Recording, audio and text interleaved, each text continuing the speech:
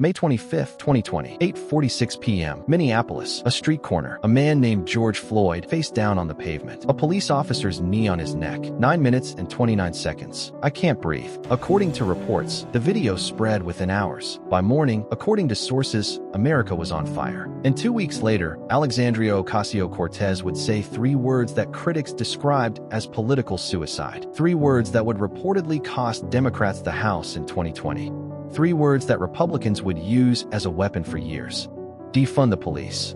According to political analysts, no slogan in modern American politics has been more controversial, more divisive, more catastrophic for the party that embraced it. Biden didn't support it. Pelosi ran from it. Moderate Democrats begged progressives to stop saying it. But AOC, according to reports, she went all in. And the fallout, sources suggested, changed American politics forever. The moment that sparked everything. May 2020. Cities burning. Protests everywhere. George Floyd's murder had reportedly ignited something that had been building for years. Rage. Pain. Demand for change. Black Lives Matter became more than a slogan. According to observers, it became a movement that couldn't be ignored. And within that movement, a demand emerged. One that activists had been pushing for years but never gained mainstream attention. Until now. Defund the police. The idea, according to advocates, stop spending billions on policing. Redirect that money to communities, education, mental health, housing, social services. The goal wasn't no police, supporters explained. It was less police, smarter investment, community safety without militarization. But the slogan? According to political observers, it was a disaster. Because defund sounds like abolish, and abolish sounds like chaos. Republicans heard it and reportedly saw gold. A gift, the perfect weapon. And Democrats? According to sources, they panicked. The debate that changed her career. June 5, 2020. New York, one Democratic primary debate. AOC facing Michelle Caruso Cabrera, her primary challenger. Live on television. Cameras rolling. The moderator asked the question everyone wanted answered. Do you support defunding the police? AOC didn't hesitate. According to transcripts, I'm actively engaged in advocacy for a reduction of our NYPD budget and defunding a $6 billion NYPD budget that costs us books in the hands of our children. She said it. On camera. No hedging. No qualifications. Defund the police. Caruso Cabrera pounced. You want to cut police funding while crime is rising? AOC doubled down, according to reports. We need to invest in our communities, not criminalize them. The clip went viral. Millions of views. Republicans celebrated. Democrats cringed. And according to political observers, the die was cast. The Instagram post that exploded. June 11, 2020. AOC's Instagram story. Someone asked her a question. What does an America with defunded police look like to you? Her answer, as reported and screenshotted by thousands. It looks like a suburb. According to her explanation, affluent white communities already live in a world where they choose to fund youth, health, housing, etc. more than they fund police. The post went viral. Twitter exploded. Supporters called it brilliant. She's exposing the double standard. Critics called it delusional. Suburbs have police too. This is insane. According to sources, the backlash was instant and fierce. But AOC didn't back down. She never did. The Democrats who ran for the exits. Nancy Pelosi was reportedly furious. Not publicly. She couldn't afford to alienate the progressive base. But privately, according to sources, she was livid. Defund the police was killing them in swing districts. Moderate Democrats were getting hammered in ads. The slogan was toxic. Biden's response, as reported in interviews, no, I don't support defunding the police. Clear, direct, no ambiguity. Karen Bass, chair of the Congressional Black Caucus, said the same thing, according to statements. I don't believe we should defund police departments. Even Bill de Blasio, New York's progressive mayor, distanced himself, according to reports. I do not believe it's a good idea to reduce the budget of the agency that's here to keep us safe. According to political observers, moderate Democrats were in open revolt. They saw the polling. Defund the police was massively unpopular, even among Democrats. And AOC? She was reportedly making it worse by refusing to drop it. The $1 billion fight. June 2020. New York City Council proposed cutting $1 billion from NYPD's budget. Activists celebrated. We won. But AOC, according to her statements, she called it a scam. Defunding police means defunding police, she reportedly said. It does not mean budget tricks. It does not mean counting overtime cuts as cuts. According to sources, she wanted real cuts. Actual reduction in police presence, not accounting gimmicks. The city council was reportedly stunned.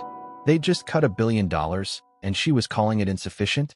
But to AOC, according to observers, half measures weren't enough. Either defund the police or don't. No middle ground. The Republicans who couldn't believe their luck. Mitch McConnell was reportedly grinning. Democrats had handed Republicans the perfect attack line. Gift-wrapped. Democrats want to defund the police. For words. Devastating. Simple. According to reports, Republican campaign ads flooded swing districts. Images of riots. Burning buildings. Chaos. Voiceover. Democrats like AOC want to defund the police. Are you safe with them in charge? The ads were brutal. And according to political analysts, effective. Trump jumped on it. As reported in rallies, Biden is controlled by AOC and the radical left. They want no police, no safety, no law and order. Biden denied it. Over and over. I don't support defunding police. But according to sources, it didn't matter. The damage was done. If progressives supported it, and progressives were Democrats, then Democrats supported it. Guilt by association. The November 2020 reckoning. November 3rd, 2020. Election night. Biden won the presidency. Democrats celebrated. But the House? According to official results, Democrats lost 13 seats. They kept the majority. Barely. And immediately, according to reports, the blame game started. Abigail Spanberger, moderate Democrat from Virginia, reportedly exploded in a post-election caucus call. We got killed on defund the police. No one should ever say that again. According to leaked audio, she was furious. If we run on that in 2022, we'll get destroyed. Other moderates piled on, as reported. They've been warning about this. AOC and the squad didn't listen. And now they paid the price. AOC's response, according to her statements, we held our seats. Moderates lost theirs. Technically true, sources noted.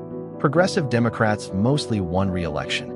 But according to political observers, that missed the point. The slogan had damaged the entire party, whether progressives realized it or not. The Minneapolis experiment. June 2020. Minneapolis City Council made a promise. After George Floyd's murder, they vowed to dismantle the Minneapolis Police Department. 9 council members. A veto-proof majority. They were doing it. According to reports, activists celebrated. This is what defunding looks like. But then reality hit. Crime spiked. Homicides reportedly increased 40% in 2020. Residents complained. Where are the police when we need them? By 2021, according to sources, Minneapolis held a ballot measure to replace the police department with a Department of Public Safety. Voters rejected it.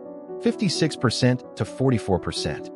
Even in the city where George Floyd died, according to reports, voters didn't want to defund police. The backlash was severe, and Republicans used Minneapolis as proof, according to campaign materials. See? Defunding police causes crime. Democrats are dangerous. The squad member who agreed. Cori Bush, progressive congresswoman from Missouri, supported defunding police. Publicly. Loudly. But according to reports in 2021, she also spent $70,000 on private security. Critics pounced. She wants to defund your police, but pays for her security? Bush's defense, as reported, I'm a survivor of violence. I have a right to safety. The response, according to sources, so does everyone else. The optics were reportedly terrible. Defund police for the public, but hire private security for yourself. According to political observers, it reinforced every Republican criticism. Elites who don't live with the consequences of their policies. The crime spike that changed the conversation. 2020 to 2021, murder rates rose across America. According to FBI data, homicides increased 30% in 2020, the largest single-year increase on record. Was it because of defunding police? Experts debated. Some said COVID. Others said the Ferguson effect, police pulling back after anti-police protests. But according to reports, voters didn't care about nuance. Crime was up. Democrats had talked about defunding police.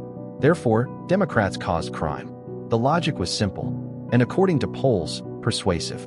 By 2021, defund the police was polling at 18% support nationally, according to sources. Even among Democrats, it was underwater. The slogan had become, political analysts suggested, politically toxic. The 2022 retreat. 2022 midterms approaching. Democrats scared. Biden's State of the Union address, February 2022. He didn't just reject defunding police. According to transcripts, he called for the opposite. We should all agree. The answer is not to defund the police. It's to fund the police. Democrats stood and applauded. Republicans too. According to observers, it was a clear signal the party was done with this. But AOC, she voted against increased police funding bills, according to congressional records. Still consistent. Still principled. Still, according to critics, politically suicidal. The activist who defended her, Mariam Kaba, police abolition activist, reportedly said AOC was right. The question isn't whether defunding police is popular. It's whether it's necessary. According to her argument, police don't prevent crime. They respond to it, often violently. Real safety, she explained, comes from meeting community needs. Housing, jobs, healthcare. Defunding police and investing in communities would reduce crime more effectively than policing ever could. But according to reports, most voters didn't buy it. They wanted police. Visible. Present. Protecting them.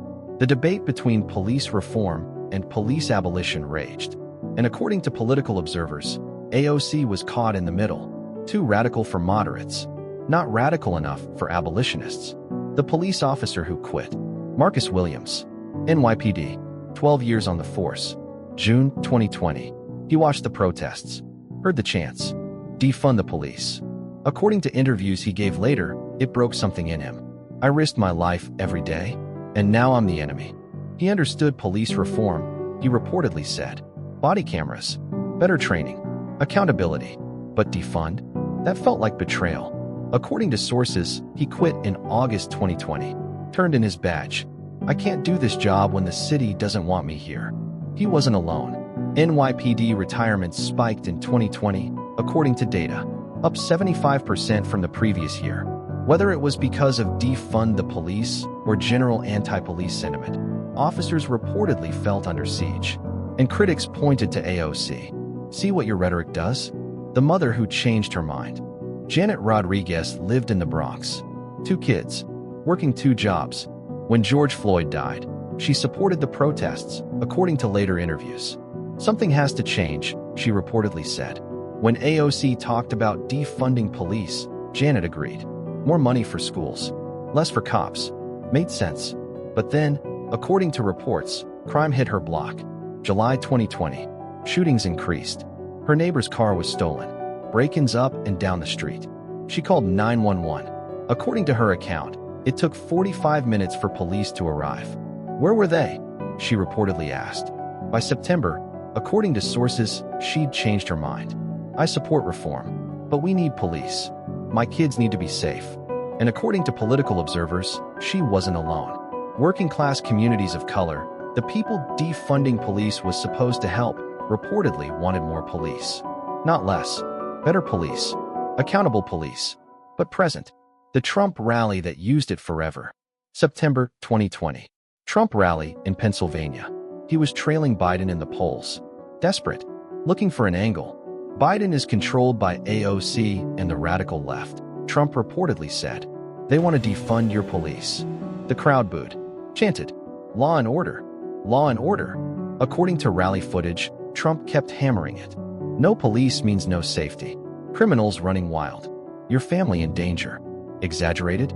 Yes. Effective? According to polls, absolutely. Suburban voters, particularly suburban women, reportedly grew concerned. Defund the police sounded extreme. Unsafe. Scary. And according to campaign strategists, Trump's focus on it was working. Biden had to respond. Over and over. I don't support defunding police. But according to sources, the association stuck. If Democrats included people like AOC, and AOC supported defunding, then Democrats equals defund.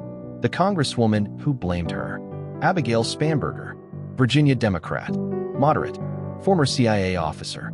She won her district in 2018 by 2 points. Barely. 2020, she won by 1.8 points. Even closer. According to leaked recordings from a November 2020 Democratic caucus call, she exploded. We have to stop using terms like defund the police. We need to not ever use the words socialist or socialism ever again. She was reportedly furious. Her race had been flooded with ads tying her to AOC and defunding police. I'm a former CIA officer, and I'm being called soft on crime because of this slogan. According to sources, she specifically called out progressives. If we are classifying Tuesday as a success, we will get FING torn apart in 2022. The call leaked. The rift between moderates and progressives became public. And AOC's response, according to tweets, maybe if moderates ran better campaigns, they wouldn't need scapegoats. The party was reportedly at war with itself. The Seattle experiment that failed. June 2020. Seattle. Capitol Hill Autonomous Zone. Chaz. Protesters took over 6 blocks. Kicked police out. Created a police-free zone. According to reports, it was supposed to show what defunding police could look like. Community policing. Mutual aid. No cops. For a few weeks, according to observers, it seemed to work. But then, sources reported, violence erupted. Shootings. 2 teenagers killed. Medical response delayed because police wouldn't enter. By July 2020, Seattle police cleared the zone, according to official reports. The experiment was over, and critics said it proved their point. See, no police means chaos. Supporters countered. That wasn't real police abolition. It was an occupied protest zone. But according to political analysts, the damage was done. The image of Chaz became Republican campaign ad gold. This is what Democrats want for your neighborhood. The scholar who tried to explain. Dr. Philip Adebagoff, police reform expert, Yale professor. He tried to explain what defund actually meant, according to op-eds and interviews. It's not abolition. It's reimagining public safety. Send social workers to mental health calls, not armed officers. Invest in violence prevention, not just response. According to his research, most police calls aren't violent crimes. They're mental health crises, noise complaints, homeless encampments. We're asking cops to do too much, he reportedly argued. Defund some. Reallocate smartly. But according to sources, the nuance got lost. Voters heard defund and thought eliminate. No amount of explanation could undo that first impression. And according to political strategists, that's why slogans matter. Black Lives Matter was powerful because it was clear. Defund the police was toxic because it was misunderstood. Or maybe, critics suggested, it said exactly what it meant. And that's why people hated it. The Biden pivot that ended the debate. February 2022. State of the Union Address. Biden stood before Congress. Cameras rolling. Nation watching. His line on policing, according to transcripts. We should all agree. The answer is not to defund the police. It's to fund the police. Both sides stood. Democrats and Republicans. Applauding together. According to observers, it was the clearest signal yet. The Democratic Party was done with defund the police. The slogan was dead. Politically toxic. Abandoned. But progressives noticed something, according to reports. Biden also called for police reform. Accountability. Community investment. He wanted the policy without the slogan. The substance of what progressives asked for. Just rebranded. According to sources, that's how politics works. Radicals demand. Moderates compromise. Progress happens slowly. But the radicals, political observers noted, pay the price. The suburb that proved her wrong. AOC said defunded police looks like a suburb. But suburbs have police too. Well-funded ones. According to data, suburban police departments often have higher per capita budgets than urban ones. The difference? Suburbs have less poverty, better schools, more opportunity, which, supporters noted, was actually AOC's point. Safety comes from investing in communities, not just policing them. But the slogan didn't say that. It said defund the police. And according to political strategists, messaging matters more than policy. People don't read white papers. They hear slogans. Defund the police sounded like chaos, danger, recklessness. Even if the underlying policy made sense, the branding killed it. The 2024 vindication that never came. 2024, AOC still defending the slogan. According to interviews, she argued history would prove her right. Some cities cut police budgets, invested in community programs. Crime went down. According to reports from those cities, violence interruption programs worked. Mental health responses worked. But politically, according to analysts, the damage was permanent. Defund the police had become shorthand for Democrats are soft on crime. Republicans used it in every election. 2020, 2022, 2024. And according to sources, it worked every single time. Even Democrats who never supported defunding got hit with ads about it. The slogan had become, political observers suggested, an albatross, hung around the party's neck. Impossible to shake. The cop who agreed with her. Officer David Chun, San Francisco Police. 8 years. He watched the protests, heard defund the police. And according to an interview he gave anonymously, he thought, they're not entirely wrong. Police were being asked to do everything. Homelessness, mental health, addiction, traffic, crime. We're not trained for most of it, he reportedly said. He'd responded to mental health crises where a social worker would have been better. Homeless encampments where housing services were needed. Drug overdoses where medical response made more sense. I'm not a therapist, he reportedly explained, but I'm sent to therapy calls. According to his account, smarter investment in services would help police too. Let cops focus on actual crime. Let experts handle the rest. But defund the police didn't say that. It sounded like an attack. And officers like Chun, according to sources, felt caught in the middle. They wanted reform, just not rhetoric that made them the enemy. The final truth. May 25th, 2020, George Floyd died. 9 minutes and 29 seconds. June 2020, AOC said defund the police. 3 words. According to critics, she destroyed her party's credibility on crime for a generation.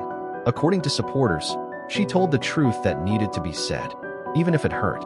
The slogan was unpopular, politically toxic, used against Democrats relentlessly. But was she wrong about the policy? That debate, sources suggested, continues. Crime did spike in 2020 to 2021, but according to FBI data, it fell again by 2023 to 2024. Cities that cut police budgets saw mixed results. Some crime rose, some stayed flat, some fell. The correlation between police funding and safety, criminologists argued, is complicated. But politics isn't complicated. Politics is simple. Defund the police sounded scary, radical, dangerous. And according to voters, that's all that mattered. AOC stood by it, never apologized, never backed down. I don't regret saying what needed to be said, she reportedly stated. Moderate Democrats begged her to drop it. She refused.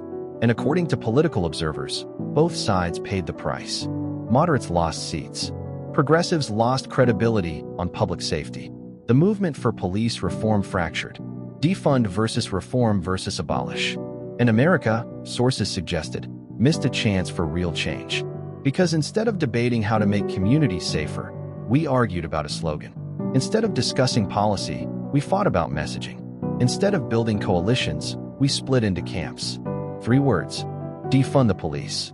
According to reports, it cost Democrats at least 10 House seats in 2020. It gave Republicans a weapon they wielded in every election since. It split the Democratic Party down the middle. Progressives versus moderates. Activists versus electeds. And it made AOC, once again, the most polarizing figure in American politics. Supporters called her courageous, principled, willing to say hard truths even when politically costly. Critics called her reckless, naive, politically toxic to anyone associated with her. 5 years later, according to sources, the debate continues. Police budgets are mostly restored. Reform efforts stalled. The moment passed. Was defund the police the right message at the wrong time? Or the wrong message at any time? Was AOC brave for saying it? Or foolish? Did it advance police reform? Or set it back? Nobody agrees. Nobody changed their minds. But everyone remembers the moment AOC said those 3 words. And according to political analysts, American politics has never been the same. The slogan died. The debate didn't. And AOC? She moved on to the next fight. Never apologizing. Never backing down. Never learning the lesson moderates wanted her to learn. That sometimes, sources suggested, being right doesn't matter if you lose. And sometimes, according to political observers, the slogan you choose determines whether anyone listens. Defund the police. 3 words that changed everything. 3 words that meant different things to different people. 3 words that, according to reports, cost more than they gained. But 3 words that AOC, to this day, reportedly stands by. I said what I said, she stated. And that, political observers noted, is the most AOC thing about the whole story. Right or wrong, popular or toxic, politically smart or suicidal. She said what she believed, and let the chips fall where they may.